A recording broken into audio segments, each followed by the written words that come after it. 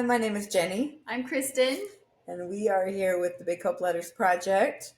But Okay. we are a podcast focused on storytelling with an emphasis on miracles, big and small. Our intention is to share miracles from all over the country. And when we say miracles, we're talking blessings, hope, promises, just good, solid things in your life. Big or small, even if it's just an inkling, it's a miracle. And our goal is to find God in our lives through these little miracles that we have every day. Right. So to start us out, we're going to talk about what a miracle is. I had an interesting experience with Ashton, one of my kids. And I was asking him, tell me about some miracles in your life. And he said, well, his wife was a miracle, like brought him so much happiness. And then he has two children, which bring him a lot of happiness. But he struggled when I said, what do you think a miracle is? So Jenny, why don't you give us a definition of what a miracle is for us for this Okay. project? I think initially when we say miracle, we think the miracles of Jesus Christ. He raised people from the dead. He healed people. He put clay on eyes for the blind and they could see. The miracles were just incredible big miracles. And so oftentimes with miracles, we think they're big. We're looking at a miracle that could be minute and small. We recognize that God is in our lives. And if it's not something that we're doing, we know it's from our Heavenly Father, which then becomes a miracle. I mean, let's be honest, we are miracles. Oh, good point. Right? Yeah, it makes me think of Paul and when the scales fell off of his eyes. Remember, he had that vision on the road to Damascus, and the scales fall off of his eyes, and he starts to find the gospel. Christ has told him, "Don't kick against the pricks. Stop hurting my church." And but we have scales on our eyes too, because we don't always see, we don't recognize miracles. So this podcast and this site is about learning to recognize the little miracles that happen all the time, like little small things. So one thing that happened to me the other day, I do books for my mom's real estate, and I had this weird problem when I was trying to reconcile something. And I had a $9.16 disparity. And there was nothing that had anything close to that. And I was just, pulling my hair out. And I swear, like all of a sudden the number 458 popped into my head on this long list of numbers, right? $4.58. And I'm like, that doesn't solve my problem. That has nothing to do with 916, except that I had put something in as a debit that was really a credit, like a little bank fee credit, and that was 916 when you doubled it. And I stopped and I said, "Thanks, Lord," because I knew it was from Him. I was going to be there for a long time, and it just was it felt so obvious. Just this little ding, 458. Go back, find it, look at it. Oh. And these kind of things, if you start paying attention to these little things where you just get a little bone thrown your way, then they start adding up and having a cumulative effect, and that's when you start really feeling blessed in your life. Yeah, and the more you pay attention to it, you can notice the feeling that comes with it too. It's not just, oh, I thought of that. My little experience that happened a couple days ago, we had our Christmas late, and I had one son that I just really wasn't sure what to get him. I thought I'd get him art things. He's very into art. He's a very good artist. I heard he got some really good gifts already because we were doing Christmas late. And I just really didn't have any ideas at all. And then the day of, I had this thought that I should get him a gift certificate at the local theater here in Pleasant Grove that has just opened up. And so I did. I got him and his girlfriend that gift. And I'm sitting at my daughter's house. We're having dinner. We haven't exchanged gifts. And my son looks right at me and he's like, "Did you see, Mom, that new theater in Pleasant Grove that just opened up?" And I'm so excited to go see it. And the whole time I'm thinking, I just won Christmas. Look at what I did. Look how good I am. Yeah. And then I got home and I thought, do I do this all the time? I mean, clearly this was a thought from Heavenly Father. I realized that after this experience that the gift was a gift to me, showing me how much he cared about the things I cared about, the people that I cared about. That's a miracle. That's something that I didn't do by myself, that God intervened in my life and gave me a prompting that I chose to follow.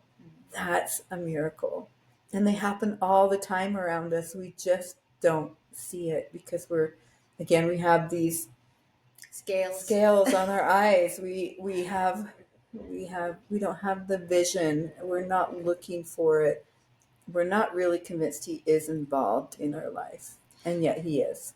So it's a matter of training, right? It's a matter of when something good happens and you feel that little, because we all know how it feels when like the best plans of mice and men just go nowhere and everything we're trying to do falls apart. And then every occasionally something just flows so smoothly and you think that's just not the way the world works, right? Yeah. And it's super helpful to start paying attention to those and start remembering them and saving them like they're treasures in your life. So I have this poem I wanted to share, and I'm gonna read it fast. Yeah. You ready? Yeah. Okay, it's called Pearls. And it's kind of a reference to the pearl of great price that the Lord has in that he says, that the merchant man sold all that he had so he could get this really amazing pearl. And in the poem, pearls are these awarenesses of little miracles, or your collection of little miracles that you're going to make over the next 50 years. Okay, so here it goes. Pearls of great price, few and far between, the intensity of the spirit in a world of turmoil. For a few minutes or a few months, God is close.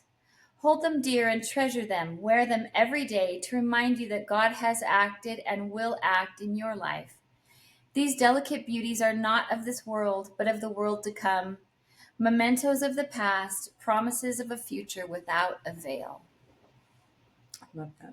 I love it because I like to think of wearing a string of pearls, and each pearl is like some wonderful thing that's happened in my life. And pearls aren't big, but the funny thing is that pearls are usually formed in problems. Right? Is that not terrible? It's so true. It's so true. You had a really good analogy about dipping candles. We all have experiences, and when we pay attention to them, it becomes a build-up, a crescendo of this whole relationship that we have with him. As we notice, like as she's talking about the pearls, as we collect these pearls, we can have a necklace of pearls. We can have many experiences that we can touch and feel on, and that in turn grows our relationship with our Father in heaven. It's the same with dipping a candle. Mm-hmm. You don't even notice, the wick has wax on it to begin with, but the more you dip it, the more substantial your candle becomes. God teaches us line upon line, way, little by little. And secondly, we have to choose to look. If we don't choose to look, we don't choose to see. Right? And then we just miss it. And it's wasted because like you might feel amazing when something awesome happens. And it doesn't really even have to be a big deal.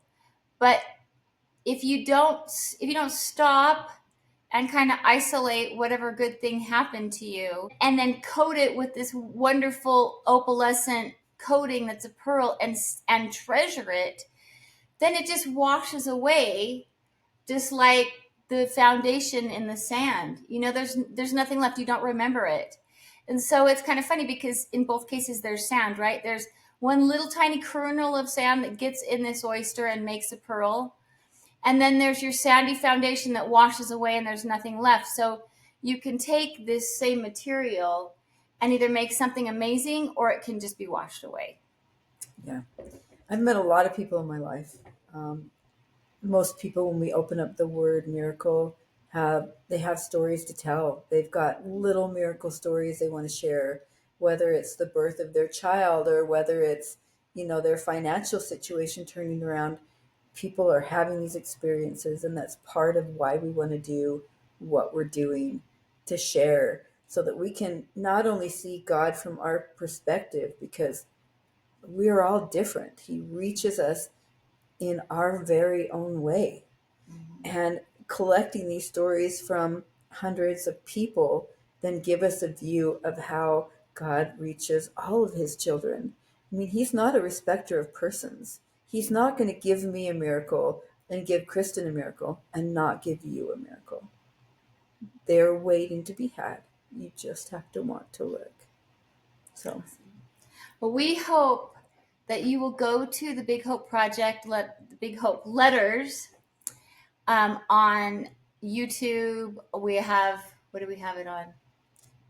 Well, you just go to the website. Go to the website. Yeah, it'll be on the Big Hope website. Letters, no spaces.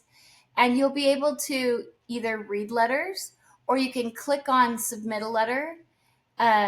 You can copy something you've already written and paste it in, or you can just write in the letter and submit it, and we will respond to you.